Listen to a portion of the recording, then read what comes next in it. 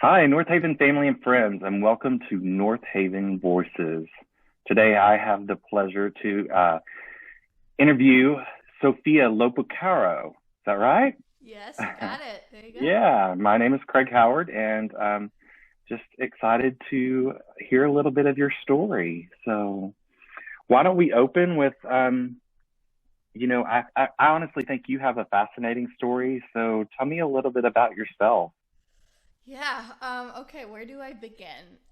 So I was originally born and mostly raised in Montreal, Canada. am part of an Italian Roman Catholic family. And throughout the years, I've moved around a lot. I've lived in the UK, I've lived in Virginia, I've lived here in Texas, and I guess in regards to my faith journey, things have definitely sort of taken a lot of ups and downs. I mean, again, I grew up very much part of the church as a kid. Still, fortunately, very open minded and not sort of in a like fundamentalist way, but I was very involved. And then when I was 18 and my family moved from Montreal to just outside of Houston, I guess I experienced a version of faith that I never experienced before, which was the sort of Bible Belt, very intense version of faith. And frankly, it completely put me off. And over time, I went from being very much active in the church to essentially just being an atheist. So that's still kind of where I'm at, but I've become part of the North Haven community just because whether I believe in anything or not, I've found a community of people whose faith is really based around love and understanding. And I have a lot of gratitude for that and its ability to sort of repair my relationship with the church. Yeah. So, what were your biggest hangups, and when you think about the church and you talked about that little Bible Belt portion. I know we all kind of relate to that in some fashion. So can you expand on that a little bit? Absolutely. I mean, the biggest thing for me is although I'm not personally part of the LGBTQ community, I am a very proud ally of that community. You know, I have countless friends and even family members that are all across that very beautiful spectrum. And being part of a faith that looked at those people that I loved and demonized them and saw them as, inherently broken and wrong just really got under my skin. And I didn't feel like I could support being part of something like that. It just really didn't work for me. Yeah, I get that. So tell me, how are you connected at North Haven? How did you become involved? Yeah, so almost a year ago now, my grandmother, my nonna, as we call her, because again, my family is Italian. She was visiting right after the holidays, and she really wanted to go to church. And we've been kind of, I mean, she grew up, small town Italian, devout Catholic, and a few years ago, my cousin came out as gay, and we've just kind of been trying to help her navigate that as, an 80 something year old devout Italian Catholic. So we Yeah, found North Haven in the process, and we found it to be, again, this kind of open pro LGBTQ church. And we're like, we're going to take her here. And me, my mom, and her, we all came to a mass and we absolutely loved it. We just felt so welcome and included, and it felt like what faith is supposed to be, really about being loving and including of your fellow person.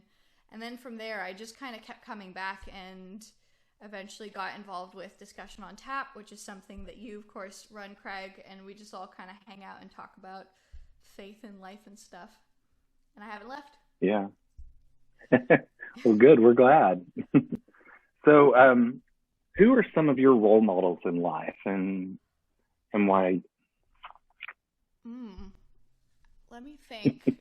I mean, I can definitely think of my role models in terms of like my career, but I do think there are definitely some parts of who they are that kind of appeals to who I am as just a moral person. Yeah, Those two people are probably Zane Lowe, who is the creative director of a radio station called Beats One, and Lin Manuel Miranda, the creator of the musical Hamilton.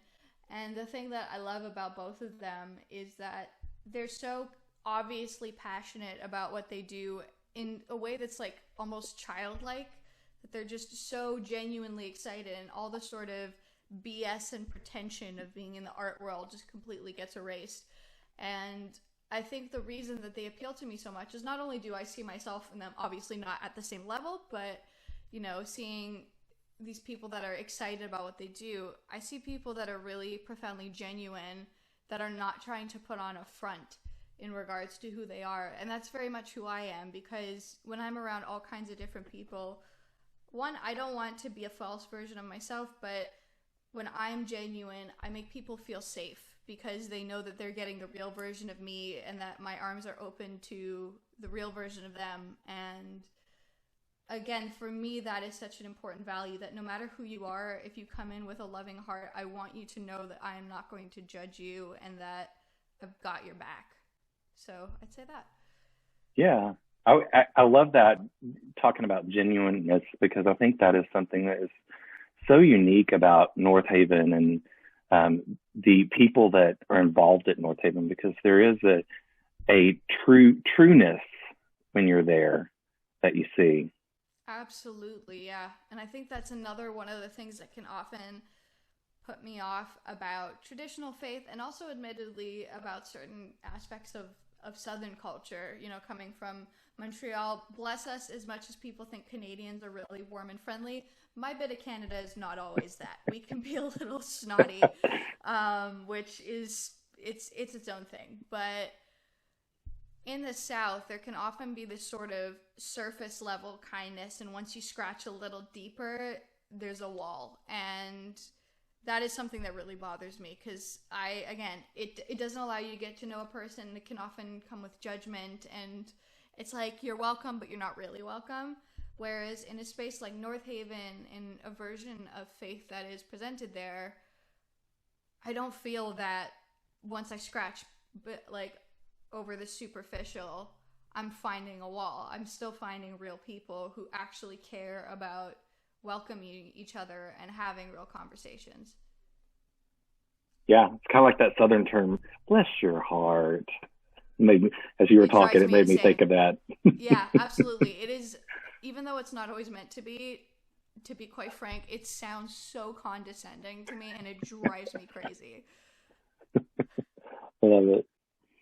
So when you hear, you know, we are a church, Northaven Church. So when you hear the word church, maybe just thinking about like Western culture and what we hear the word church, what does that mean to you? Mm. I'd say it's a bit of a mixed bag. Because, I mean, at the end of the day, the church, much like a synagogue or a mosque, is a place of worship. It's a place where people celebrate their faith. So inherently, there shouldn't be anything wrong with that. Unfortunately, once you start to pile in the history and some of the exclusion that can come with the church, and bless us, in here in the West, very specifically in America, the sort of like placed up on a pedestal sort of Yeah. vibe that can come from it. I'm trying to find the right words exactly, but essentially, like, Christianity in the United States is, of course, sort of like upheld as like the perfect ideal, which is frankly sad, because this is a country that is so full of so many different faiths, and it's sort of a we're better than you rather than a we're here and also you're here and we're all welcome. So yeah, I'd say that the word church definitely has all of those sort of connotations, like the beauty of people celebrating their faith, but also all of the problems that can create a sort of holier than thou attitude amongst people who participate in it. Yeah, I mean, I get you there. So tell me some of the things we've kind of mentioned a little bit, but what are some of the things that you love about Northaven as a whole? Mm. I mean, I haven't been, obviously, because of COVID, able to attend a mass in a long time, but I can definitely speak to the discussion on tap community, which is, of course, very integral to Northaven and my experience with it. What I've really loved about it is, first of all, I've been met where I'm at. I'm not having, you know, faith and Christian rhetoric shoved down my throat and being like, it never feels like anyone's trying to convert me. it feels like we're all there to, again, coexist and have open, honest, really just wonderful conversations with each other. And that's been really important to me because while I'm open to exploring my faith and figuring out what it is that I personally believe, if I feel like I'm being forced into something that doesn't quite resonate with me, I'm out, you know? And Yeah. so knowing that I'm part of this community that, again, meets me where I'm at and I can meet you guys where you're at is really special. I think that would be it. Yeah. So more on some personal notes, what are some of the things that you're most grateful for in your life? I mean, we're in the midst of Thanksgiving, so let's what are we thankful for? What are we grateful for? Ooh. I mean, amidst the pandemic, I'd say that I am definitely very grateful for my family and the fact that, you know, as much as I would love to, you know, move out and have a full-time job right now, I feel very fortunate to be surrounded by and living with my immediate family right now, just because for the sake of my mental health, it's wonderful to be surrounded by people that I love during a time of uncertainty. And then I guess in a bigger perspective, I feel very grateful for the friends and the experiences that I have had, because while I was raised to be an open and loving person, I'm lucky to, you know, have been raised on children's books about Martin Luther King and with, you know, LGBTQ people around me from a young age, you know, even continuing into my young adulthood. I've had friends that I always knew I could have open conversations with. I've been exposed to so many different kinds of people and have built relationships with so many different kinds of people that it's allowed me to be as open and compassionate as I am, and I will never take that for granted, and will also always continue to seek that out in the future. Awesome. Well, so you shared a little bit. You're from Quebec, but you've lived other places too, right? Yep, I've lived in a few places. So tell us a little bit about that. Yeah, so again, I was born in Montreal, in Quebec, and then when I was very little, me and my family moved to Chesapeake, Virginia, just outside of Norfolk, and so that's kind of where I spent my early childhood, and then just, I guess, my later childhood, my teenage years, I guess the quote-unquote formative part of my life, if you will, was mainly spent back in Montreal, which again is a very multicultural, amazing city that I feel so lucky to be from. It's the best place. It's so beautiful. And then when I was 18, me and my family moved to the Woodlands outside of Houston. Not my favorite place, if I'm being completely honest. Just because You went from cold to hot. it's that. I mean, that was definitely part of the difficult transition. Because oh my goodness gracious, it is hot down there. It's hot here too in Dallas, but like the more south That you go in humidity down there Texas, is crazy. oh, Yeah. it is wild. I had never experienced anything like it before, and it was shocking.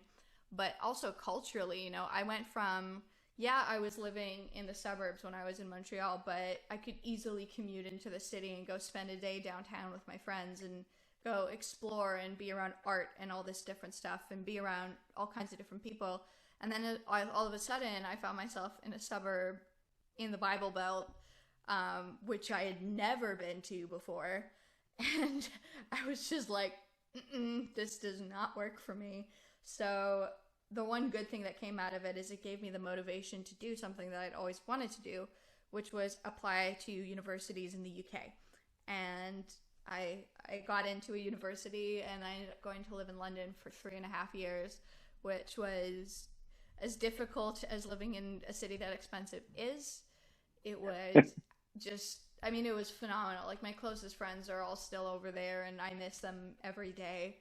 And again, that just opened me up to so many amazing experiences. Like, I got to volunteer every single year at National Student Pride, which is the biggest student pride event in the UK. So for LGBTQ youth, we had like huge drag queens from like RuPaul's Drag Race coming over. Like, I know a year, I think after I left, like Trinity Taylor was actually over. Actually, one year that I went Alaska, she was there, which was like, oh my God. And just getting to, again, be part of all of these communities. Also, my best friend is a devout Muslim from Cairo in Egypt. So I was exposed to all of these amazing people. I should also add, just because this is what I do now, I got into radio and I got into the music industry, and that's still kind of what I do, even though I'm now in Dallas. I interview bands and just have a wonderful time doing that. How fun. But yeah, it's been a little bit of a ride, and now, of course, I'm here in Dallas, just figuring things out through a global pandemic. Well, this kind of brings us to the end of our time together, but I appreciate you, and I know the church will appreciate hearing a little bit of your story and how Northaven has affected you and been a part of your life. So thank you, Sofia. Of course, and obviously credits to you, because you're the one who roped me in, and I've been very grateful, especially right now, to have a community like Discussion on Tap to be part of. It's nice knowing that every couple of weeks, amidst, especially when we were in the height of lockdown, that I had a group of friends I was going to be meeting with and having great chats, playing very stupid games with. Y'all are crazy, and I love it. Sometimes. Yeah. We won't get into that part, but yeah. Yeah. All right. Well, thank you again for the interview, and we are glad to have you as part of the Northaven family. We consider you family. Well, thank you so much. It means a lot.